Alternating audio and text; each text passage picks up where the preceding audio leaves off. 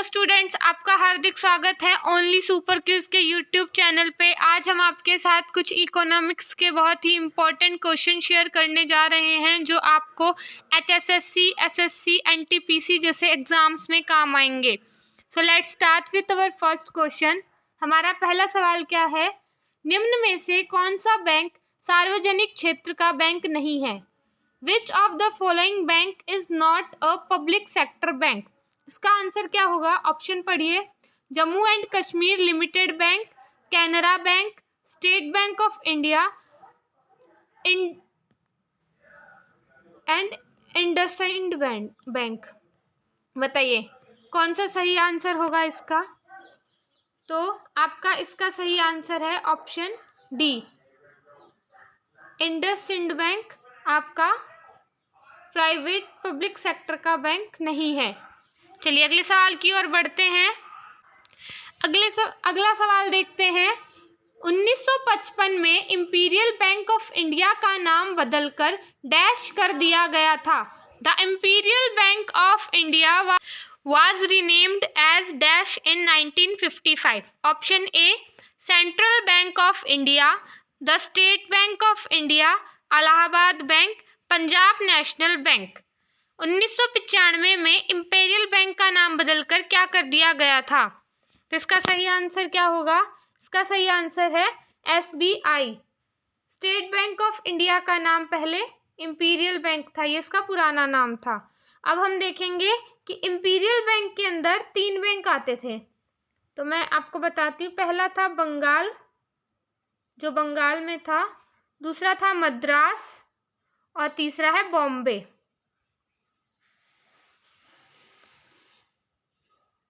तीसरा है Bombay. Imperial bank के अंदर 3 बैंक आते थे।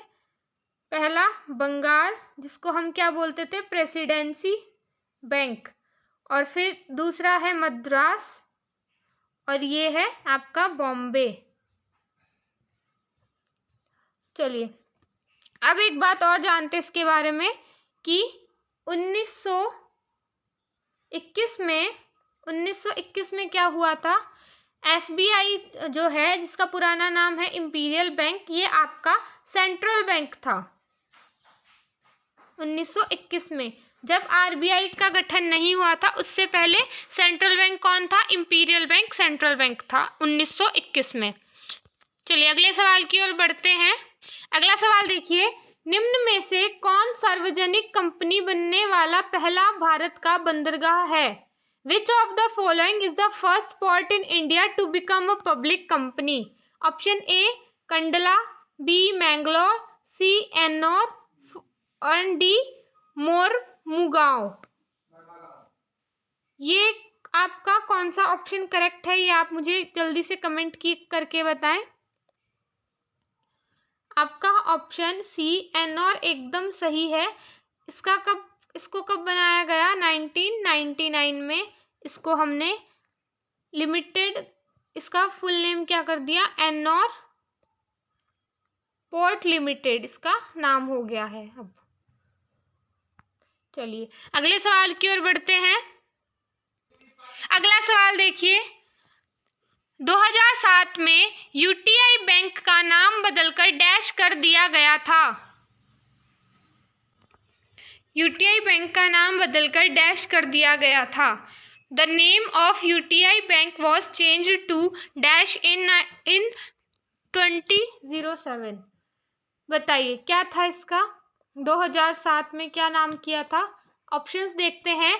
HDFC, IDBI, सेंचुरियन और एक्सिस। इसका करेक्ट आंसर क्या होगा? मुझे जल्दी से कमेंट कीजिए आप। इसका करेक्ट आंसर होगा आपका ऑप्शन डी, एक्सिस बैंक का पहले नाम क्या था? UTI था। चलिए अगले सवाल की ओर बढ़ते हैं। GST परिषद में कितने सदस्य हैं? How many members are there in the GST council? Option 1 33, B 35, C 25, D 23। Correct answer क्या होगा? जल्दी से कमेंट करो। देखो GST काउंसलिंग क्या होती है? GST काउंसलिंग एक गवर्निंग बॉडी होती है। It's a constitutional body. ये पूछा जाता है कि GST काउंसलिंग कॉन्स्टिट्यूशनल बॉडी है या नहीं है। तो ये कॉन्स्टिट्यूशनल बॉडी है। इसका हेड कौन होता है? इसका हेड होता है आपका यूनियन फाइनेंस मिनिस्टर। इसके हेड होते हैं यूनियन फाइनेंस मिनिस्टर, इसके हेड होते हैं। और इसमें कौन कौन लोग आते हैं? स्टेट से और प्लस में सेंटर के मेंबर इसमें आते हैं। इसका करेक्ट आंसर क्या होगा? इसका करेक्ट आंसर है आपका ऑप्शन ए, 33 मेंबर्स जीएसटी काउंसिल में होते हैं। अगले सवाल की ओर बढ़ते हैं। आरबीआई निम्न में से किस राज्य के व्यवसाय का लेन देन नहीं करता है? RBI does not transact the business for of which of the following state government? Option ए क्या है? बिहार, जम्मू कश्मीर, तेलंगाना, मेघालय। बताइए इसका सही आंसर क्या होगा? जल्दी से कमेंट कीजिए। RBI does not transact the business of which of the following state government? इसका सही आंसर होगा आपका option B, Jammu and Kashmir. चलिए अगले सवाल की ओर चलते हैं। अगला सवाल पढ़िए। भारत में राजकोषीय नीति डैश के द्वारा तैयार की जाती है। Fiscal policy is formulated by dash in India. Fiscal policy क्या होती है? गवर्नमेंट को अपने बजट को कैसे मैनेज करना है, कितना टैक्स बढ़ाना है और कितना टैक्स कम करना है, ये क्या होती है? फिस्कल पॉलिसी होती है।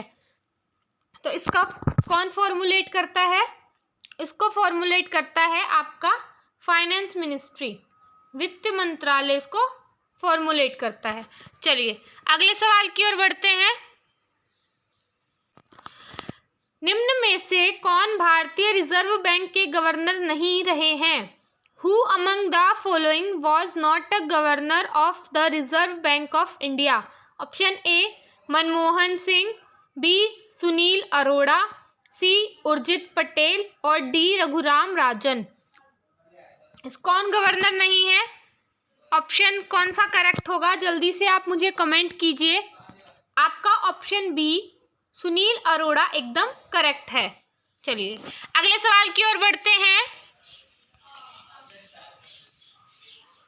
अगला सवाल देखिए।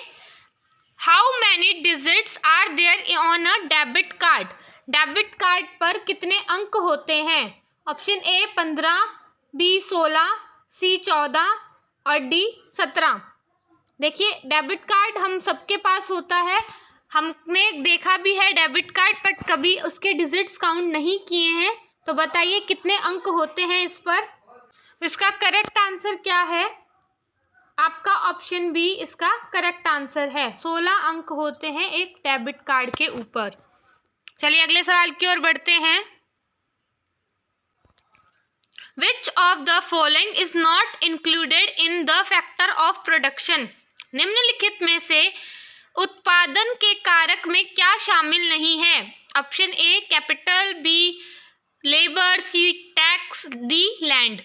अब देखिए पूंजी, श्रम, कर और भूमि। देखिए अगर हम किसी चीज़ का प्रोडक्शन करेंगे तो सबसे पहली ज़रूरत होती है हमें भूमि की। अगर हमें कोई फैक्ट्री भी लगानी है तो हमें एक खाली जगह चाहिए, यानी कि हमें भूमि चाहिए। फिर हमारे पास कैपिटल यानी कि पूंजी भी होनी चाहिए उस काम को स्टार्ट करने के लिए। लेबर का होना भी आवश्यक है। और आगे है आपका सी ऑप्शन टैक्स। इसका ये हमारे लिए कारक में शामिल नहीं होगा, क्योंकि अगर हम इन चारों की बात करें तो इसमें एक क्या है, एंटरप्रेन्योरशिप आपको होनी चाहिए, यानी कि उस काम को करने के लिए आप में उत्साहिता होनी चाहिए कि आप उस काम को करना चाहते हैं। बाकी टैक्स फैक्टर ऑफ प्रोडक्शन में इंक्लूड नहीं होता है। चलिए अगले सवाल की ओर चलते हैं।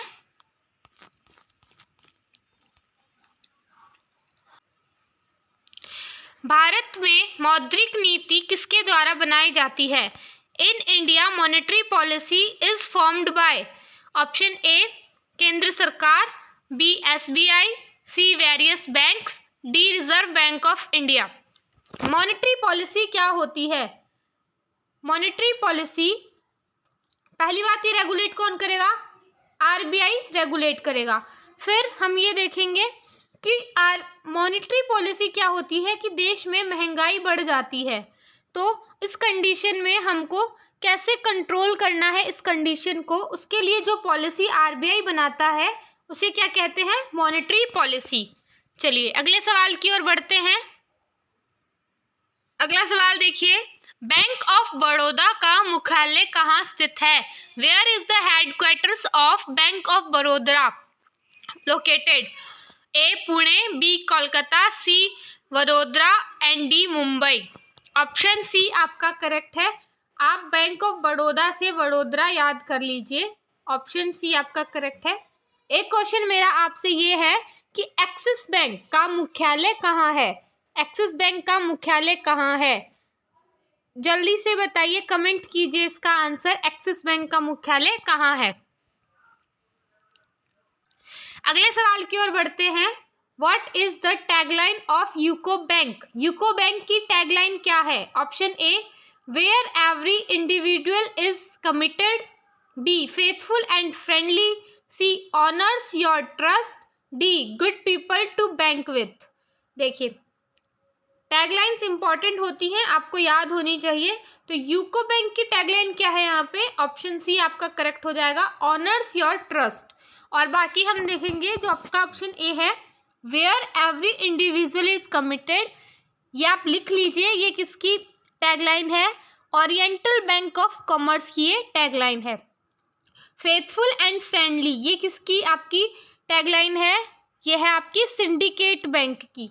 Good people with bank to bank with, ये किसकी आपकी टैगलाइन है? यूनियन बैंक की टैगलाइन है। चलिए अगले सवाल की ओर बढ़ते हैं।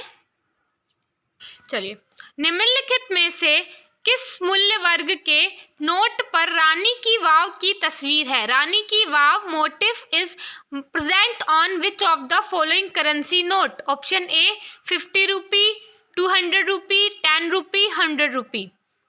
रानी की वाव, सबसे पहले मुझे ये बताइए कि रानी की वाव ये कहाँ है? ये कहाँ है? ये है गुजरात में। ये वर्ल्ड हेरिटेज सिटी में भी है। तो किस पे है ये है 100 रुपी नोट पे ये मोटिव बना हुआ है रानी की वाव का। चलिए अगली सवाल की ओर बढ़ते हैं। Which of the following is not an Indian multinational company? Option A Mahindra group, B Unilever, C Infosys, D Aditya Birla group. देखिए जैसा कि हम जानते हैं महिंद्रा ग्रुप तो भारतीय कंपनी है, इन्फोसिस भी भारतीय की कंपनी है और आदित्य बिरला समूह भी भारत की मल्टीनेशनल कंपनी। लेकिन जो यूनिलीवर है वो कहाँ की कंपनी है?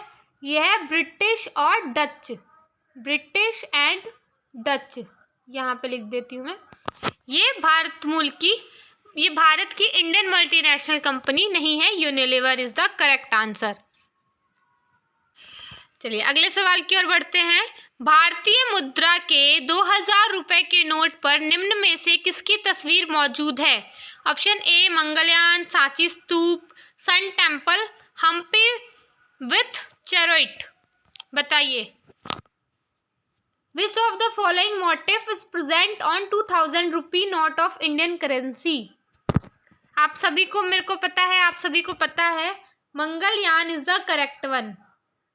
और सांची स्तूप किस पे बना है? यह है 200 के नोट पर आपको सांची स्तूप मिल जाएगा। चलिए अगले सवाल की ओर बढ़ते हैं। अगला सवाल देखिए, ई कॉमर्स स्टोर फ्लिपकार्ट के सह संस्थापक इनमें से कौन है? Who among the following is co-founder of e-commerce store Flipkart? Option A Piyush Bansal, Vishal Shikha, Binny Bansal and D Rohit Bansal. चलिए ऑप्शन कौन सा करेक्ट है, जल्दी से आप कमेंट कीजिए। जैसा कि मैंने आपसे पूछा था एक्सिस बैंक का हेडक्वार्टर कहाँ है? एक्सिस बैंक का हेडक्वार्टर है मुंबई में। चलिए इसका सही आंसर क्या होगा? फ्लिपकार्ट के सह संस्थापक कौन है? बिन्नी बंसल आपके फ्लिपकार्ट के सह संस्थापक हैं। चलिए अगले सवाल की ओर देखिए। द्वितीय विश्व युद्ध के कोड ब्रेकर का चयन बैंक ऑफ इंग्लैंड के द्वारा 50 यूरो के नोट पर मुद्रित करने के लिए किया गया है। The code breaker during world war second has been chosen by bank of England to feature on Britain's new E50 rupees note. बताइए क्या होगा? E50 यानी कि यूरो, 50 यूरो पे किसकी फोटो होगी, जल्दी बताइए। ऑप्शन देखते हैं।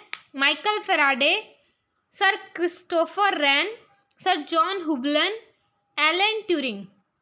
कौन सा आपका करेक्ट आंसर है इसका आपका Alan Turing is the correct one.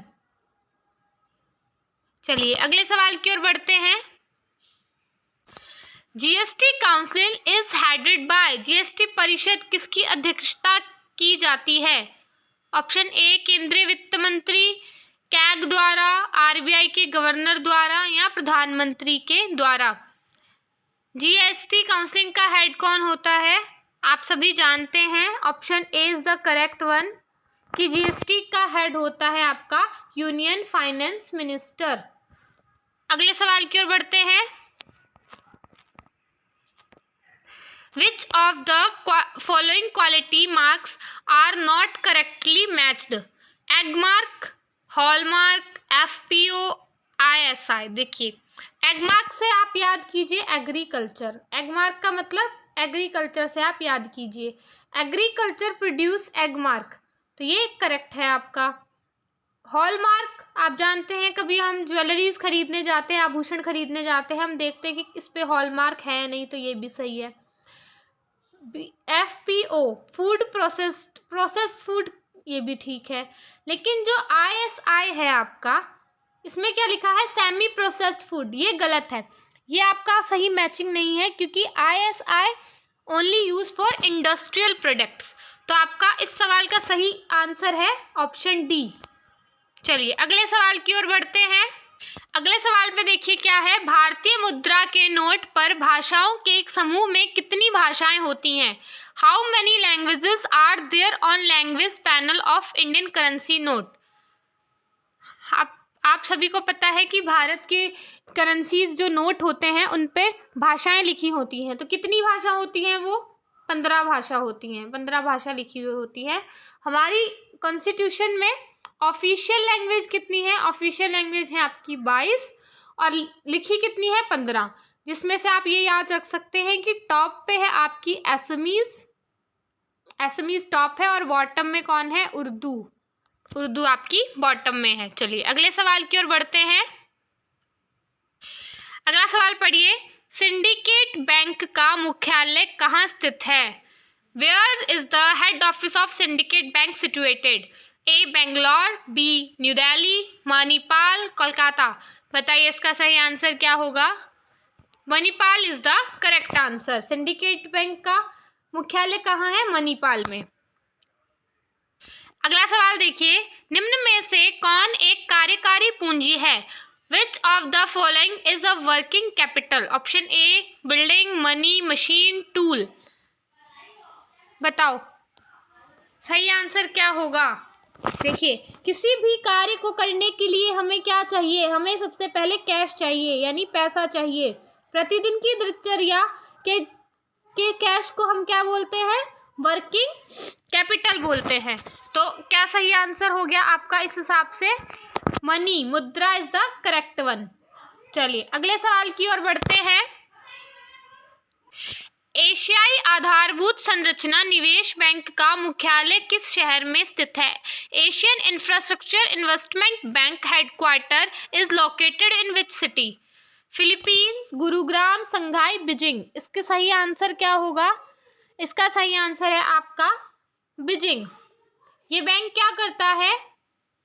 ये एशिया और पैसिफिक में क्या करेगा? इंफ्रास्ट्रक्चर को डेवलप करने में हेल्प करता है। एक चीज़ हम और देखते हैं, संघाई में कहाँ का कौन सा बैंक है? संघाई में है आपका न्यू डेवलपमेंट बैंक आपका कहाँ है? संघाई में है। चलिए अगले सवाल की ओर बढ़ते हैं। GST is not applicable on which of the following goods और सर्विसेज, निम्न में से किस वस्तु या सेवा पर जीएसटी लागू नहीं है? ए ऑटोमोबाइल्स, बी सलून सर्विसेज, सी रेस्टोरेंट सर्विसेज और डी अल्कोहल। देखिए जीएसटी किन किन पर लागू नहीं है, मैंने आपको बताया था इलेक्ट्रिसिटी, पेट्रोलियम और alcohol is the correct. Alcohol पे आपको जीएसटी एप्लीकेबल नहीं होता है। चलिए अगले सवाल की ओर बढ़ते हैं। अगला सवाल देखिए, इंडियन ओवरसीज बैंक के संस्थापक कौन हैं? Who is the co-founder of Indian Overseas Bank? Option A M Chidambaram Chettiar, V J Kale, Devkaran Nanji, Rana Kapoor. इसका सही आंसर है आपका, सही आंसर क्या होगा आपका? एम चिदम्बरम चेट्टियार आपके इंडियन ओवरसीज बैंक के फाउंडर हैं। चलिए अगले सवाल की ओर बढ़ते हैं। देखिए निम्न में से कौन सा देश विश्व व्यापार संगठन का सदस्य नहीं है? Which of the following country is not a member of world trade organisation? Israel, Iran, Guinea, Norway. देखिए सबसे पहले हम जानेंगे कि टोटल कितने मेंबर हैं। 164 इसके WTO के टोटल मेंबर है। अब इसमें से बहुत सारी कंट्री बच गई जो मेंबर नहीं है। इसको याद करना इतना आसान नहीं है, इसलिए हम कुछ कंट्रियां हैं जो मेन है, आप याद रख सकते हैं। वो कौन कौन सी है आप नोट कर सकते हैं। वो है आपकी Iran, Algeria, Sudan, Serbia, Belarus, Turkmenistan, Azerbaijan. हाँ अब मैं दोबारा से रिपीट करती हूँ, क्या है? Iran, Algeria, Sudan, Serbia, Belarus, Turkmenistan, Azerbaijan. चलिए अब इस हिसाब से इसका करेक्ट आंसर क्या होगा? Iran is the correct answer. चलिए अगले सवाल की ओर बढ़ते हैं। अगला सवाल देखिए, भारत का आर्थिक सर्वेक्षण किसके मार्गदर्शन में तैयार किया जाता है? In whose guidance the economic survey of India is prepared? Option A finance commission, finance minister, C RBI governor, D chief economic adviser. बताइए सही आंसर क्या होगा? भारत का आर्थिक सर्वेक्षण किसके मार्गदर्शन में तैयार होता है? तो वो है आपका चीफ इकोनॉमिक एडवाइजर। चलिए अगले सवाल की ओर बढ़ते हैं। अगला सवाल देखिए, न्यूनतम समर्थन मूल्य की मूल्य निर्धारण नीति किस दृष्टिकोण का अनुसरण करती है? Pricing policy of minimum support price follows which approach? Option A cost plus approach, लागत अधिकाय दृष्टिकोण, बी इन्वेस्टमेंट प्लस अप्रोच, निवेश अधिकाय दृष्टिकोण, लैंड प्लस अप्रोच, भूमि अधिकाय दृष्टिकोण, लोन प्लस अप्रोच, ऋण अधिकाय दृष्टिकोण। बताइए इसका करेक्ट आंसर क्या होगा? कमेंट कीजिए जल्दी। इसका करेक्ट आंसर होगा आपका option A cost and approach, cost plus approach. Pricing policy का मिनिमम प्राइस फॉलो अप्रोच करता है किसको? कॉस्ट प्लस अप्रोच को। चलिए अगले सवाल की ओर बढ़ते हैं। अगला सवाल देखिए, सरकार द्वारा कितनी अधिदिष्ट फसलों के लिए न्यूनतम समर्थन मूल्य की घोषणा की जाती है? For how many mandated crops minimum support price MSP is announced by the government? Option A 22, B 42, C 32 और डी 12। सबसे पहले हम क्या जानेंगे कि MSP क्या होता है। सबसे पहले हमको पता होना चाहिए कि MSP, what is MSP? MSP होता है कि किसानों और गवर्नमेंट के बीच एक डील होती है। यदि मान लीजिए कभी ज़्यादा क्रॉप्स नहीं होती हैं, फसल कम होती है, सूखा पड़ जाता है, बाढ़ आ जाती है, अकाल पड़ जाता है, कुछ भी होता है, उस कंडीशन में भारत सरकार किसानों को एक रेट फिक्स करके देती है कि अगर तुम्हारा उत्पादन उतना नहीं हुआ है तो भी हम उस चीज़ को तुमसे उतने ही प्राइस में खरीदेंगे जितना तुम्हारा उत्पादन ज़्यादा होता। लाइक एज हम ये देखते हैं कि सरकार ने अगर 100 रुपये किलो कुछ खरीदा है तो वो उस समय भी 100 रुपये किलो ही खरीदेगी। लेकिन इसमें एक एक्सेप्शन क्या है, शुगर केन की जो आपकी फसल है वो इसका एक्सेप्शन है, शुगर केन। चलिए इसका करेक्ट आंसर क्या होगा, 22। करेक्ट आंसर आपका 22 होगा इसका। चलिए ठीक।